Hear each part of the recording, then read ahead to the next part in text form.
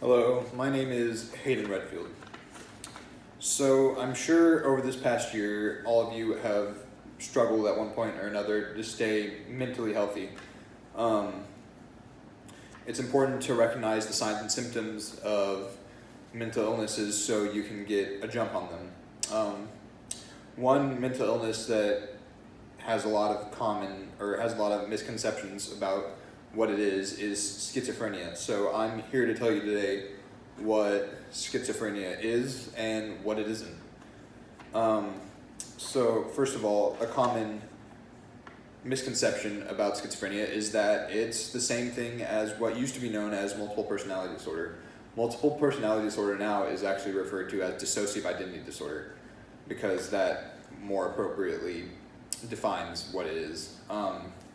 Dissociative identity disorder is the state of having two or more identities fluctuating between each other.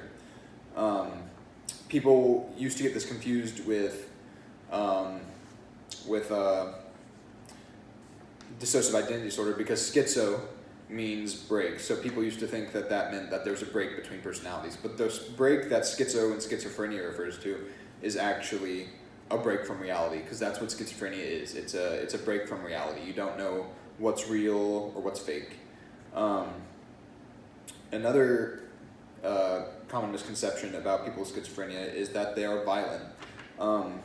In an article called Violence and Schizophrenia by Cecil Arango, the author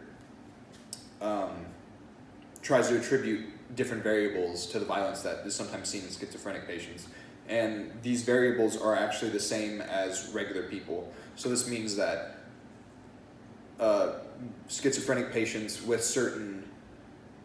it's not schizophrenia that makes people violent. It's the certain variables that are attributed to, like drug abuse, family history, and antisocial personality are all big predictors of whether you're going to be violent or not. And it's not necessary. It's when these variables are applied to schizophrenia that schizophrenic patients become violent, but it's not the schizophrenia that makes the patients violent. So now that we've talked about what schizophrenia isn't, we're here to talk about what schizophrenia is. So schizophrenia is broken up into positive and negative symptoms, and in order to be diagnosed as schizophrenia, according to the DSM-5, you have to be experiencing two symptoms for a period longer than 6 months. And schizophrenia is broken up into positive and negative symptoms. So the positive symptoms of schizophrenia are what people usually think about when they think of schizophrenia. These symptoms add to a person's experience.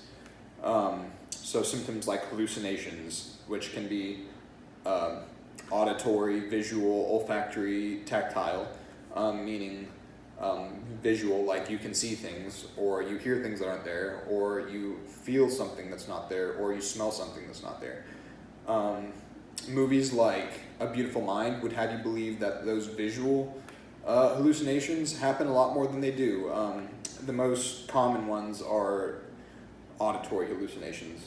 Another positive symptom is delusions, which are fixed beliefs when you're presented with new information, you don't change your beliefs. Disorganized thinking, trouble concentrating, and sensory motor deficit, which just means that like you have a hard time, or not a hard time, but you don't move very fluidly. You kind of move a little bit robotically. So now that we've gone over the positive symptoms, we're going to talk about the negative symptoms, which are harder to treat. So negative symptoms include a blunted affect, which just means you don't like really act, like you don't show how you feel in your face. A poverty of speech, which means you find it hard to find the right words to describe what you're feeling. A reduced social drive, which is a big problem with schizophrenic patients. And lack of cognitive input, meaning you don't really notice your surroundings very well. So I hope you've learned what to look for or see the different symptoms that can sometimes pop up in schizophrenic patients, because it is a spectrum, and so severity differs from patient to patient. So hopefully you've learned something.